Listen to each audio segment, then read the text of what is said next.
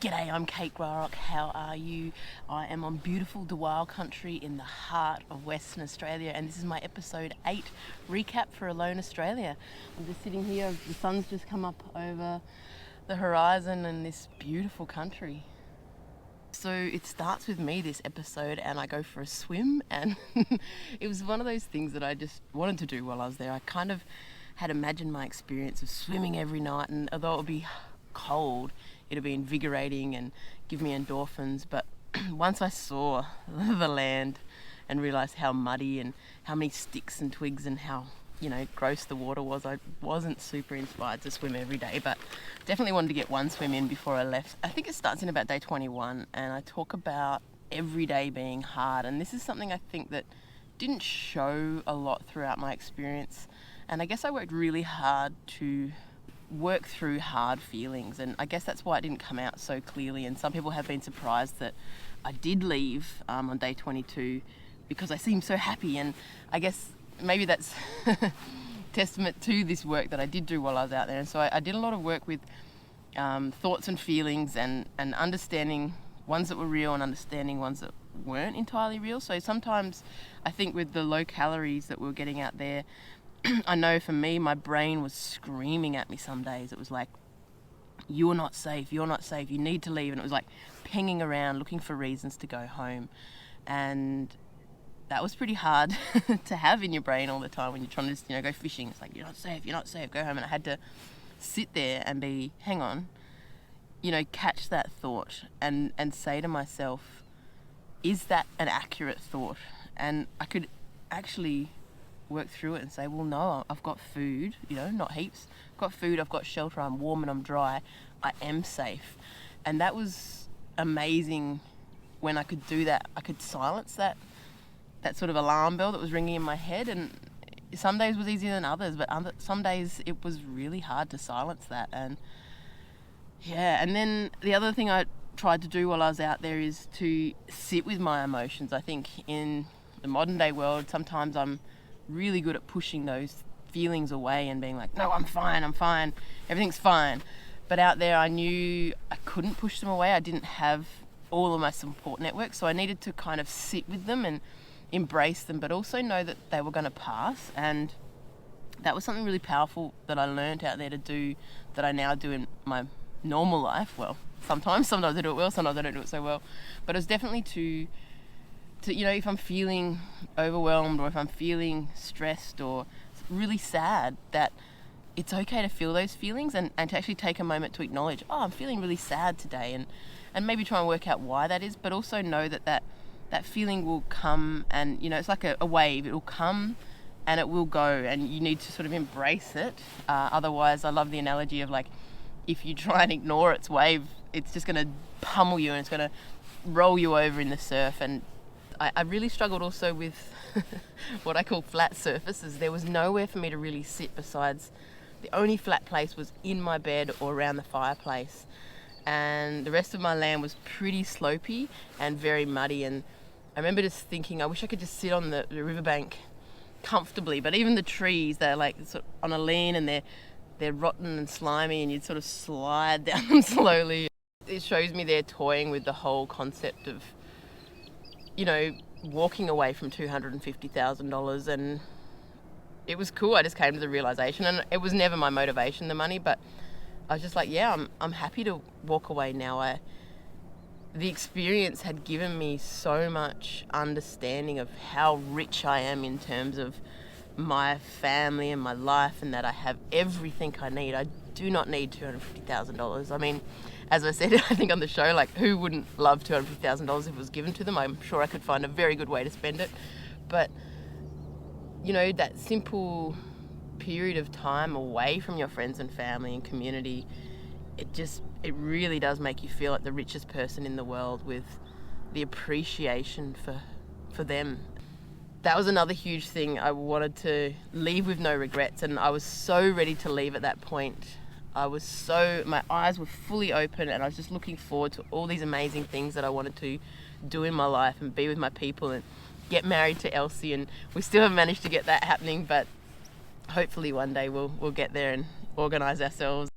I wish that everybody could experience that. I wish that everybody could experience that absolute longing and need for their people and understanding of how much their community means to them. I sit there at the dinner table with my friends and family, and they're, giggling and laughing and banter about something, and I just sit back for a minute and I breathe it in and just realize how beautiful that moment is to be with those people and have a full belly, and that appreciation for life, the appreciation for running water and a warm bed is just, it's priceless. I think it's that gratitude for everything, and that's what I really believe, is that through pushing yourself through hardships, you achieve things, whatever it is, whether it's, going for that job interview or, getting out of your car to go and join a sports team for the first time. It's nerve-wracking, but it's hard.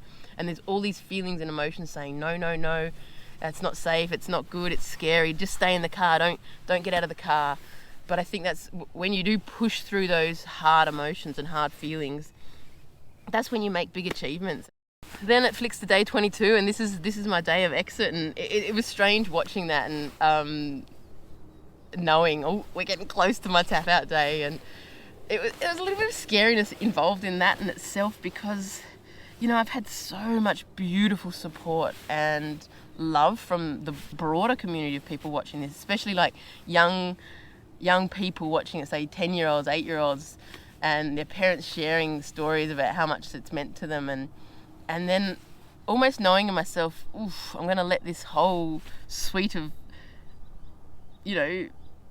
young explorers down. And there was a bit of a weight involved with that, and I was a little bit concerned knowing that my tap out day was coming close, and they're all like, we want you to win. And then, it all came, and the episode finished in the next few days, and I just realised that they were just, being supportive. They weren't disappointed. They weren't annoyed. But yeah, I don't know. It's just strange. Sometimes we put these extra weight on ourselves. But I was like, oh, guys, don't get too excited because I don't win. But it was beautiful to move through that, and episode 8 and my tap out, and then still feel that love and support from the community. So I thank you so much for that, because I didn't want to disappoint people, but I guess this was my journey, and it was very difficult, but I also wanted to do it in my way. I wanted to do it without hunting possums. I wanted to push myself, and that's what I did do. Day 3, I wanted to leave. But I did do that hard work, that mental sort of pushing myself, finding my why, and moving through that. And then I think I had a really low day around day 14. And that's when I was like, nah, I can't leave day 14. This is what I'm here. I'm here to push myself as hard as I possibly can. And that's where I realised I wanted to do more.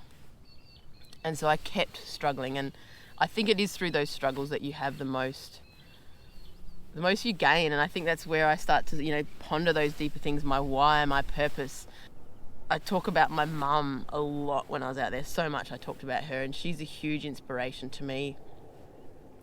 And, just before she died, she sort of, she knew she was dying from cancer, and she's this wise soul, and she took us all. And I can't even imagine, as a mother now, that's the hardest thing for me to think of, is the difficulty for her to know she was leaving her 19-year-old daughter and her 21-year-old son, and to leave them and not get to watch them grow up. I think that would have been the hardest part in my opinion for her. And she took it so well, and she had such a brave face for us. And but she took me one day and she said, you're always too busy, you're always, not in a critical way, but you need to stop and smell the roses, basically. And we lay under this massive old gum tree in my hometown of Grarock, and we lay there and look up, and she's like, you need to stop and look up at the clouds and just feel and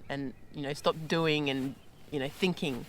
It sat in there, it sat in that brain, and I have tried to do it, but certainly out there in Tasmania I did it so much. And the clouds in Tassie are just mental. They're so beautiful, and they're always changing, and they're moving in different directions. And so that was something I did a lot of. And there's this little perch near my house, my nest, that I could watch the sunset over the mountains, I could watch the clouds, and I spent so much time there just, thinking of mum, thinking of my family, thinking of my life, and that's so special. That time out there was so special. It was hard, but it was special because in this modern world, we get information just rammed down our throats from the minute we wake up to the minute we go to bed. And out there was this beautiful simplicity of, well, sometimes a void of information, but it's like it turns off all that input, and that allows your brain to wander and think and contemplate some of these bigger life things, like your purpose, your why, and am I living my life the way I want to live it? And it was beautiful. I sort of went through every sort of stage of my life and thought about what is it in my life that I want to change, and certainly I'd like to slow down a bit more. It has been a little difficult with the alone thing coming out and a fair bit of work. And yeah, so that time on alone, it literally has changed my life. It's changed the way I see the world. It's changed the way I approach things. And I talk about my purpose, and I think that's what it all boiled down to. Strip away everything, thinking about my life for, the 41 years that I'd been alive, and thinking about where I want to be in my next 30 years, 40 years. And it all boiled down to that. My purpose is to be a good mum, and that's profound, to find your purpose. Obviously, I want to do other things. I want to go hiking. I want to do this. I want to do this. I want to be a well-rounded person. But my purpose is to be a great mum for Juno and support her to be the best person that she can be. Yeah, and then it gets towards the end there, and I just say that we're pack animals. We need to be with our people, and that's where I want to be. I remember one of the people, like the cameraman, when they come do the med check at the end of the experience, he said, "You were the hardest person to come and visit." And I think because I could feel that aching desperation for humans in me, and like I'd watch them like a hawk, the boat come down the river, and I'd be like, they must have thought I was a psycho, because they don't interact with you. It's so annoying. They don't talk to you, the boatmen and and I'd stand there like a cheetah in the bushes, just watching them. And sometimes I'd like whistle, and I think my favourite one was I was whistling like that Kill Bill, like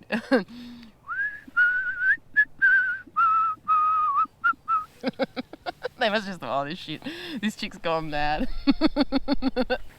Anyway, that was my time, and I want to say thank you so much for supporting me. It was just such an amazing experience, and I'm so excited to keep watching the last few episodes.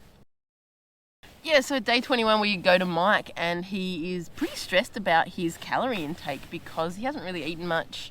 And the poor bugger, I don't know what happened, but once again he gets an eel and it's tangled, so he's middle of the night. Anyway, he gets his gear off into the water middle of the night, gets the eel. It was just like, holy shit, if this bloke goes swimming for this eel and doesn't get it, that's just...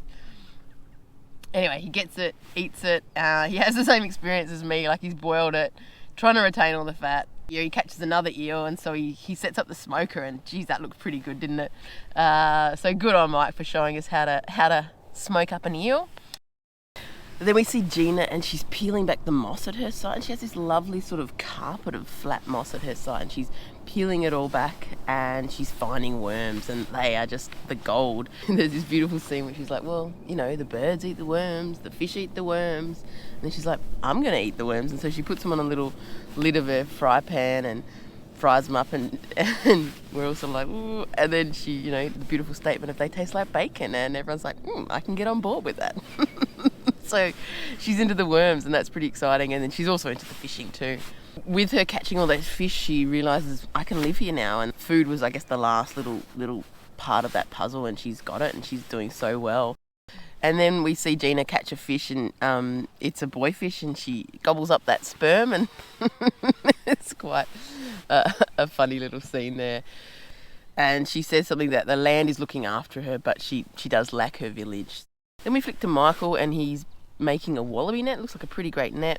He talks a bit about the vulnerability that we feel out there in terms of the smallest thing, like that little cut on his leg. It really makes you realise, oh, this could be a big deal. This could be a big deal. This could be a big deal. I'm too cold, and you do feel very vulnerable out there to to make sure that you don't get extracted from something small like that. And he's definitely starting to talk about his wife a lot more and how much he misses her. And there's a beautiful line. It's like, anyone who's thinking of doing this, you will miss your family a lot. And it's just like, that is actually all you need, because that is completely true. He goes on a big explore here, and he finds, I think, what he calls the Bay of Plenty, and it's a 1.2 kilometre walk away. And he starts to think about moving there, and that's really impressive, to be honest, because I mean, even walking 1.2 Ks at that time in the competition, I couldn't even imagine, let alone like thinking about taking all that equipment, pulling your shelter down, starting everything from scratch. It'll be really interesting if he does it and if he pulls it off. Anyway, that's episode 8. I think episode 9 comes out tomorrow, so I'll do my recap from the field again. Thank you so much for watching, and I'll catch you later.